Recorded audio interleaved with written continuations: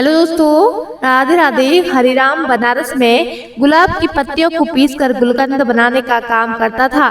बनारस में उसकी गुलकंद दूर दूर तक मशहूर थी। उसके एक बेटा और एक बेटी थी। बेटी का नाम सुकन्या था। बेटी गुलकंद बनाने में अपने पिता का पूरा साथ देती थी और इस काम में अपने पिता की तरह माहिर थी।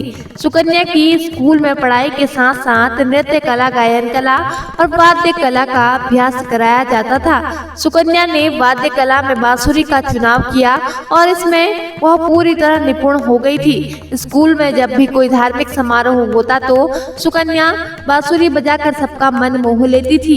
हरिराम बनारस में तो गुलकंद का व्यापार करता ही था। वह हर शहर में जाकर गुलकंद बेचा करता था। इस काम में उसकी बेटी उसके साथ जाती थी क्योंकि उसका बेटा अभी छोटा था और उसका ज्यादा रुझान पढ़ाई की तरफ था। लेकिन सुकन्या को अपने पिता का साथ देना बहुत अच्छा लगता था। ऐसे ही बाप बेटी हर शहर में जाकर गुलकंद बेचकर अच्छी कमाई कर लेते थे।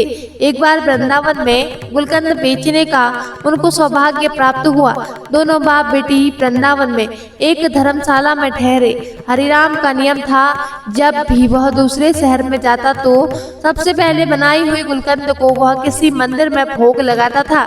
वृंदावन में आकर जब उसने गुलकंद बनाई तो उसने एक दोने में गुलकंद को रखा और अपनी बेटी के साथ राधा रमण जी के मंदिर के प्रांगण में गया और वहां जाकर गुलकंद से भरा हुआ दोरा सुकन्या और उसके पिताजी ने राधा रमण जी के चरणों में रख दिया।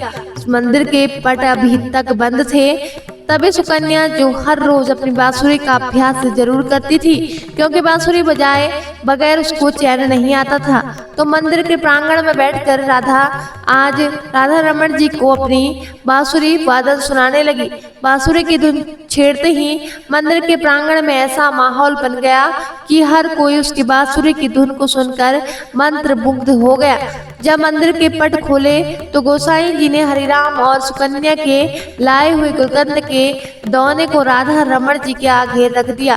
गोसाई जी, जो कि राधा रमण जी के हर भाव से परिचित थे, उन्होंने आज देखा कि राधा रमण जी के मुख पर आज बहुत प्रसन्नता का भाव है।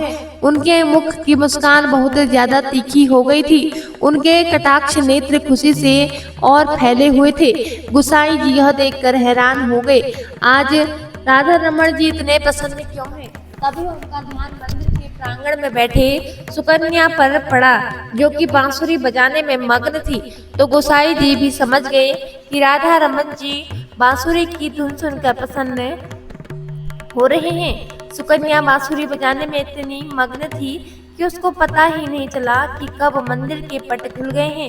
लेकिन जब उसने अपनी बांसुरी धुन को विश्राम दिया और उसके नेत्र जब राधा रमण जी के साथ मिले तो राधा रमण जी के कटाक्ष नेत्र उसके हृदय को ऐसे बींध गए कि वह तो बस उनको देखते ही रह गई। तभी हरिराम ने सुकन्या को कहा, बेटा दर्शन हो गए, हो तो चले। सुकन्या राधा रमण जी को निहारती हुई वापस धर्मशाला आ गई। अब तो हर रोज सुकन्या और उसके पिता गुलकंद बनाकर मंदिर लेकर जाते और सुकन्या बांसुरी की धुन छेड़ती और राधा रमण जी और सभी लोग उसकी बांसुरी की मधुर धुन सुनकर मंत्रमुग्ध हो जाते। ऐसा कितने दिन चलता रहा। हरिराम ने कहा कि बेटा, अब हमें आए हुए काफी दिन हो गए हैं, अब हमें अपने नगर वापस चलना चाहिए। लेकिन न जाने राधा रमण जी की कैसी इच्छा थी कि जब भी वो जाने का प्रोग्राम बनाते तो हर बार उनका जाना ना होता, वह फिर वहीं रह जाते। ऐसा करते करते उनको वृंदावन में रहते 2 महीने हो गए। सुकन्या का तो यहाँ से जाने का मन ही नहीं कर रहा था क्योंकि वह तो राधा रमणा की दीवानी हो चुकी थी। और इधर राधा रमण जी, जो कि आज तक अपनी बांसुरी की धुन से सारे वृंदावन में रमण करते थे, अब तो सुकन्या की बांसुरी की धुन सुनकर मंत्रमुग्ध हो रहे थे। कई बार ऐसा होता था कि रमणा रात को विश्राम करने के लिए भी देरी कर देते थे क्योंकि उनको बांसुरी की धुन बहुत प्रिय लगती थी। जब इनको सुलाने के लिए मंदिर के पट बंद करने के लिए गुसाई जी जाते तो किसी न किसी बहाने राधा रमण जी मंदिर का पट बंद ही नहीं करने देते। ऐसा कई बार गुसाई जी ने देखा तो वह समझ चुके थे कि सुकन्या की बांसुरी की धुन राधा रमणा को पसंद आ चुकी है। अब यहाँ से सुकन्या और हरिराम का जाने का समय आ गया। बड़े ही भारी मन से सुकन्या और हरिराम राधा रमण जी को छोड़कर अपने नगर बनारस चल पड़े। जब सुकन्या राधा रमण जी के मंदिर से निकली, उसके कदम आगे बढ़ ही नहीं रहे थे। उसको ऐसे लग रहा था कि उसके पाँव में किसी ने बहुत भारी वजन के पत्थर रख दिए हों और उससे चला ही न जा रहा हो। अब सुकन्या अपने घर बनारस आ चुकी थी, लेकिन उसका मन तो उस मोहिनी सूरत वाले वृंदावन के कटाक्ष नेत्रों वाले गहरे मुस्कान वाले राधा रमण ने हर लिया था। अब तो सुकन्या का अपने घर में बिल्कुल मन नहीं लगता था। उसका मन करता था कि वह कर मंदिर के प्रांगण में चली जाए। ऐसे ही कितने दिन चलता रहा।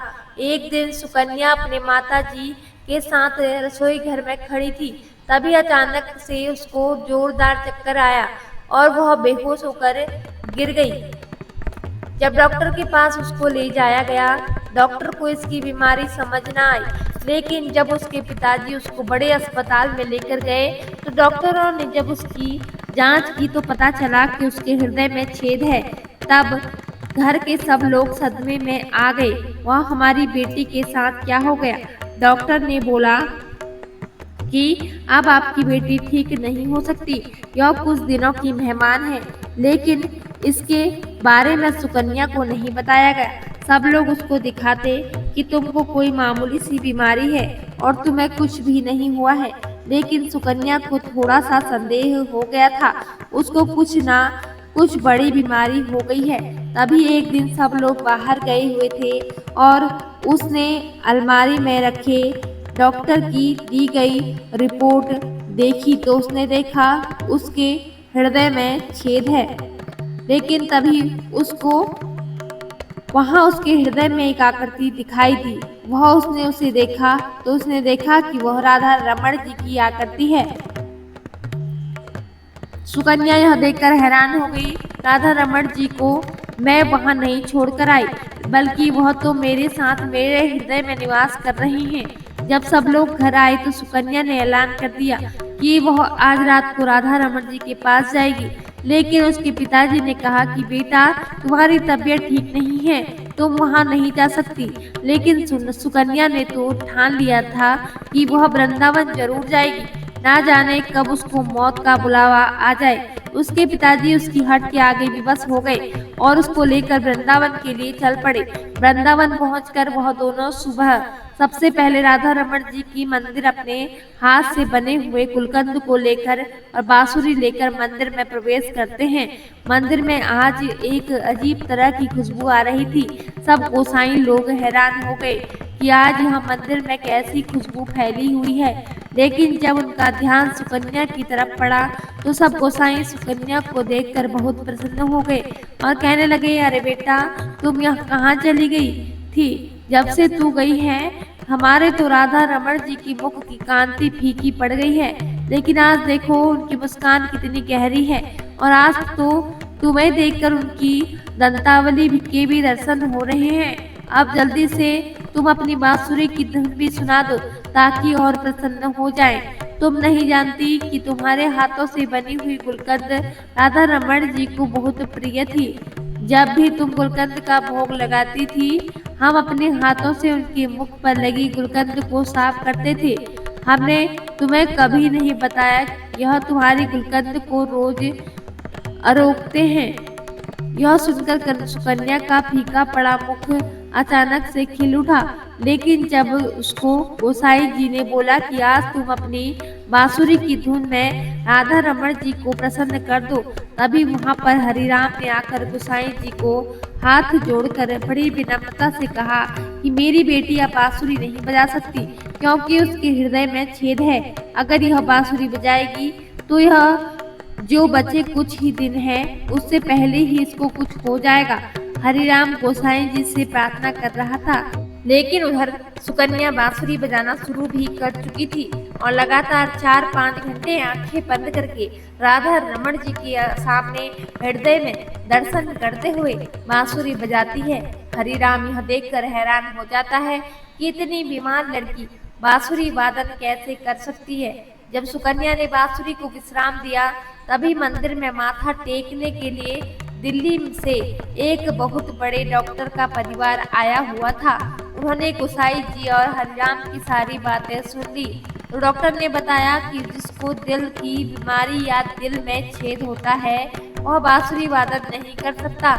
आप लोगों को जरूर कोई गलतफहमी हुई है।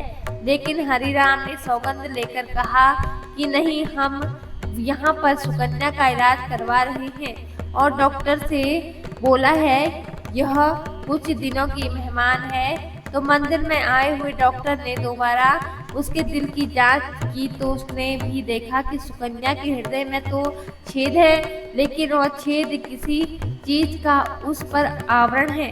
लेकिन उसको कुछ समझ नहीं आ रहा था। किसी को नहीं पता था कि बीमार सुकन्या के दिल में हुए छेद को खुद राधा रमण जी ने वहां पर विराजमान होकर अपने आप से ढका हुआ था। सुकन्या अपनी बीमारी से बिल्कुल बेपरवाह थी, क्योंकि उसके दिल में डॉक्टर राधा रमण जी उसके दिल का इलाज करने के लिए खुद उसके हृदय में वास कर रहे थे। यह बात सुकन्या और राधा रमण जी ही जानते थे।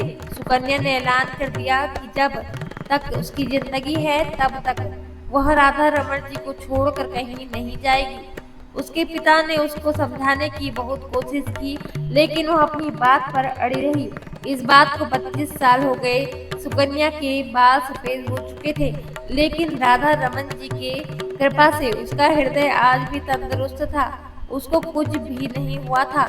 जिस पर लालजू की कृपा हो जाए, उसको कोई बीमारी छू भी नहीं सकती है। अगर कभी भूलवश कोई बीमारी उनके भक्तों के पास आ भी जाए, तो लालजू इतने कृपालु हैं कि उनकी कृपा से सारी चिंताएं, सारी बीमारी छू मंतर हो जाती है। तो दोस्तों, आपको यह कहानी कैसी लगी, कृपया कमेंट करके जरूर बताएं और ऐसी ही कहानियाँ सुनने के लिए हमारे चैनल को सब्सक्राइब जरूर करें। धन्यवाद। जय श्री कृष्णा, जय माता दी।